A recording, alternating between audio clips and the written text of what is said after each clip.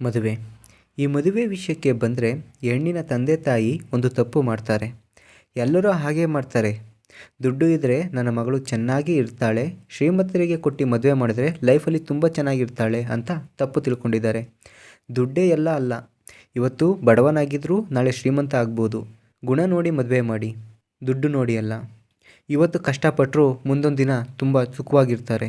ಈಗಿನ ಕಾಲದಲ್ಲಿ ಹೆಣ್ಣಿನ ತಂದೆ ತಾಯಿ ತನ್ನ ಅಳಿಯನಿಗೆ ಸ್ವಂತ ಮನೆ ಇರಬೇಕು, ಕೈ ತುಂಬ ಸಂಬಳ ಬರಬೇಕು, ದುಡ್ಡು ಇರಬೇಕು, ಲೈಫಲ್ಲಿ ತುಂಬ ಸೆಟಲ್ ಆಗಿರಬೇಕು ಅಂತ ಎಕ್ಸ್ಪೆಕ್ಟ್ ಮಾಡ್ತಾರೆ.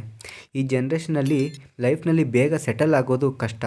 ಅವರಿಗೂ ಗೊತ್ತು, ಯಾಕಂದರೆ ಹೆಣ್ಣಿನ ತಂದೆ ತಾಯಿಗಳೇ ಲೈಫಲ್ಲಿ ಸೆಟಲ್ ಆಗೋಕ್ಕೆ 45 ವರ್ಷದಿಂದ 50 ವರ್ಷ ತೊಗೊಂಡಿರ್ತಾರೆ. ಅವರು 45 ವರ್ಷ ತೊಗೊಂಡಿರ್ತಾರೆ ಲೈಫಲ್ಲಿ ಸೆಟಲ್ ಆಗೋಕ್ಕೆ.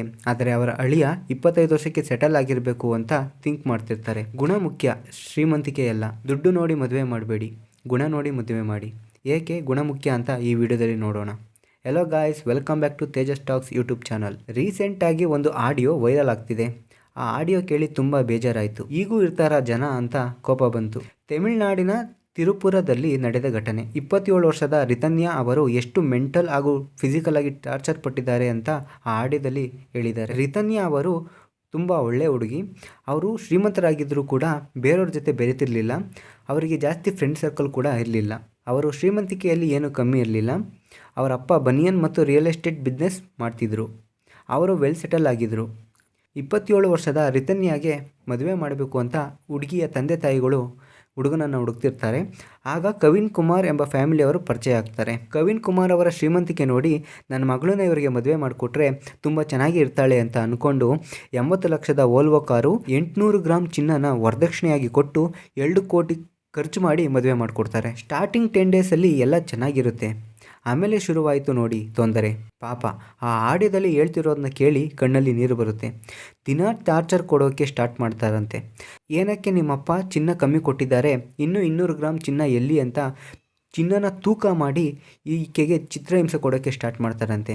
ಪಾಪ ರಿತನ್ಯಾ ಕೂತ್ರೂ ತಪ್ಪು, ನಿಂತರೂ ತಪ್ಪು, ಈಚೆ ಬಂದರೂ ತಪ್ಪು, ಗೇಟ್ ಇಟ್ಕೊಂಡ್ರೂ ತಪ್ಪು, ಎಲ್ಲೋದ್ರೂ ಏನು ಮಾಡೋದು ತಪ್ಪು ತಪ್ಪು ತಪ್ಪು ಅನುಮಾನ ಪಡ್ತಾ ಇರ್ತಾರಂತೆ. ಇದರಿಂದ ರೋಸತ್ತ ರಿತನ್ಯಾ ಅವ್ರ ಮನೆಯವರಿಗೆ ಫೋನ್ ಮಾಡಿ ಹೇಳ್ತಾಳಂತೆ, ಈ ಥರ ನನಗೆ ಮೆಂಟಲ್ಲು ಫಿಸಿಕಲ್ ಟಾರ್ಚರ್ ಕೊಡ್ತಿದ್ದಾರೆ ಅಪ್ಪ ಅಂತ ಹೇಳಿದಾಗ ಹುಡುಗಿಯ ತಂದೆ ತಾಯಿ ಅದು ಸ್ಟಾರ್ಟಿಂಗ್ ಆಗೇ ಇರುತ್ತೆ, ಆಮೇಲೆ ಹೋಗ್ತಾ ಹೋಗ್ತಾ ಸರಿ ಹೋಗುತ್ತೆ, ಅಡ್ಜಸ್ಟ್ ಮಾಡ್ಕೋ ಅಂತ ಅವರ ತಂದೆ ಹೇಳ್ತಾರೆ. ಬಹುಶಃ ಅವರ ತಂದೆ ಅವರ ಮಗಳ ಪರವಾಗಿ ನಿಂತಿದ್ರೆ ಇವತ್ತು ಅವ್ರ ಮಗಳನ್ನ ಅವರು ಕಳ್ಕೊತಿರ್ಲಿಲ್ಲ. ಇಂಥ ಸೈಕೋ ಫ್ಯಾಮಿಲಿಗೆ ಕೊಟ್ಟು ಅವರ ಮಗಳನ್ನ ಕಳ್ಕೊಂಡಿದ್ದಾರೆ. ಯಾರಿಗೇ ಆಗಲಿ ಅದು ಒಂದು ಲಿಮಿಟ್ ಅಂತ ಇರುತ್ತೆ. ಅದು ಲಿಮಿಟ್ ಕ್ರಾಸ್ ಆದರೆ ಯಾರ ಕೈಲೂ ಸಹಿಸ್ಕೊಳ್ಳೋಕ್ಕಾಗಲ್ಲ. ಅಷ್ಟು ಹಿಂಸೆ ಯಾರು ತಡ್ಕೊಂಡಿರ್ತಾರೆ ಹೇಳಿ. ಈ ಹುಡುಗರ ಮನೆಯವರು ಕೂಡ ಏನು ಕಮ್ಮಿ ಇರಲಿಲ್ಲ. ತಿಂಗಳಿಗೆ 20 ಲಕ್ಷ ಬರೀ ಬಾಡಿಗೆಯಿಂದನೇ ಬರ್ತಿತ್ತು. 5-6 ಕೋಟಿಯ ಫ್ಯಾಮಿಲಿ ಬಿಸ್ನೆಸ್ ಇತ್ತು. ಏಕೆ ಜನರಿಗೆ ದುಡ್ಡಿನ ಮೇಲೆ ಅಷ್ಟು ಪ್ರೀತಿ ಅಂತ ಗೊತ್ತಿಲ್ಲ. ಮನುಷ್ಯನ ಪ್ರೀತಿ ಮಾಡಿ ಅಂದರೆ ಈಗಿನ ಕಾಲದ ಜನಗಳು ದುಡ್ಡನ್ನ ಪ್ರೀತಿ ಮಾಡ್ತಾರೆ.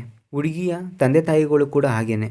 ಒಳ್ಳೆ ಹುಡುಗನ ನೋಡಿ ಮದುವೆ ಮಾಡಿ ಅಂತ ಅಂದರೆ ಇಲ್ಲ, ನನ್ನ ಅಳಿಯ ಶ್ರೀಮಂತನಾಗಿರಬೇಕು, ದುಡ್ಡಿರಬೇಕು, ವೆಲ್ ಸೆಟಲ್ ಆಗಿರಬೇಕು ಅಂತ ನೋಡ್ತಾರೆ. ಗುಣಕ್ಕೆ ಬೆಲೆ ಕೊಟ್ಟರೆ ಎಲ್ಲನೂ ತನ್ನಕ್ಕೆ ತಾನೇ ಬರುತ್ತೆ. ತಡ ಆಗ್ಬೋದು, ಆದರೆ ಪಕ್ಕಾ ಅಚೀವ್ ಆಗೇ ಆಗ್ತಾರೆ, ಸಕ್ಸಸ್ ಆಗೇ ಆಗ್ತಾರೆ. ನಾನು ಎಲ್ಲ ತಂದೆ ತಾಯಿಗಳ ಹತ್ರ ಕೇಳ್ಕೊಳ್ಳೋದು ಒಂದೇ, ಹುಡುಗನ್ನ ನೋಡಿ ಬಡವ ಆದರೂ ಪರವಾಗಿಲ್ಲ, ಒಳ್ಳೆ ಗುಣ ಇರೋನ್ನ ನೋಡಿ ಮದುವೆ ಮಾಡಿಕೊಡಿ. ಇಬ್ಬರು ಖುಷಿಯಾಗಿರ್ತಾರೆ. ಸುಮ್ಮನೆ ದುಡ್ಡು ಸೆಟಲ್ ಆಗಿರಬೇಕು, ಸ್ಟೇಟಸ್ ಇರಬೇಕು ಅಂತ ನೋಡಿ ಕೊಟ್ಟರೆ ಅವರು ಅದೆಂಗೆ ನಿಮ್ಮ ಮಗಳನ್ನ ಅಷ್ಟು ಚೆನ್ನಾಗಿ ನೋಡ್ಕೊಳ್ಳೋಕ್ಕೆ ಸಾಧ್ಯ? ಅವ್ರು ಯಾವಾಗೂ ಮೈಂಡ್ಸೆಟ್ಟು ದುಡ್ಡು ಮಾಡಬೇಕು ಅಂತಲೇ ಇರುತ್ತೆ. ಫ್ಯಾಮಿಲಿಗೆ ಅಷ್ಟು ಟೈಮ್ ಕೊಡಲ್ಲ. ನೆಕ್ಸ್ಟ್ ವೀಡಿಯೋದಲ್ಲಿ ಬರ್ತೀನಿ. ಅಲ್ಲಿವರೆಗೂ ಟೇಕ್ ಕೇರ್, ಬಾಯ್.